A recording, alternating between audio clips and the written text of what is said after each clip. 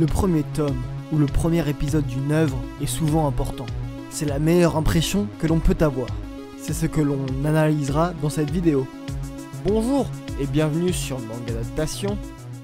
Alexander Draco, 12 ans, ne rêve que d'une chose, retourner vivre dans sa ville d'origine, Fera, une cité enclavée se trouvant aux confins de la Vallée Rouge. Draco vit isolé dans les montagnes au-delà des murs, loin de sa mère et des habitants. La raison, la dangereuse anomalie qu'il porte et qui semble capable de contaminer et d'endommager tout organisme vivant par un simple contact physique. Sa rencontre avec Anne et une mystérieuse créature qui semble menacer la cité entraîneront une série d'événements qui pousseront Draco à découvrir les véritables origines de son anomalie.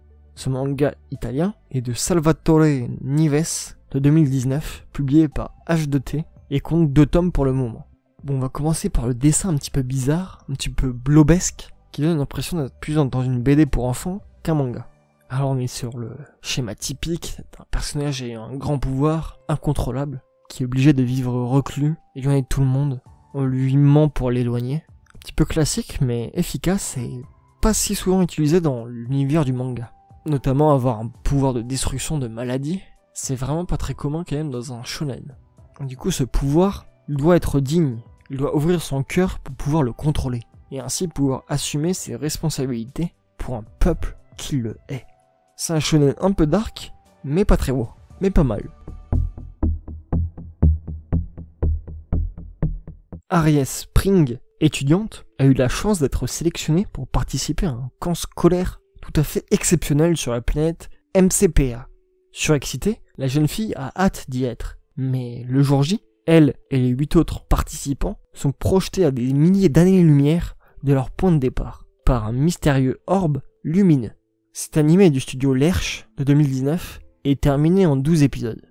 On va commencer par l'aspect technique, on va prendre cette bonne habitude. C'est un petit peu le plus gros défaut, je trouve, de cet animé.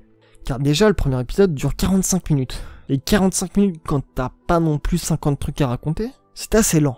Surtout avec des personnages assez clichés, avec une personnage schizophrène, avec une poupée, avec des bimbos, etc.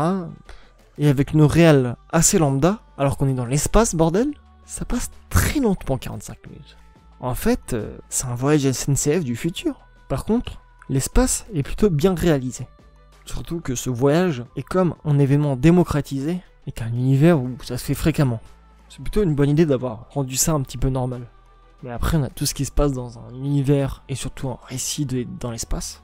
C'est un petit peu téléphoné, pas très intéressant. Mais surtout j'avais jamais vu des combinaisons spatiales qui moulaient autant quand même. Alors le fanservice, d'accord.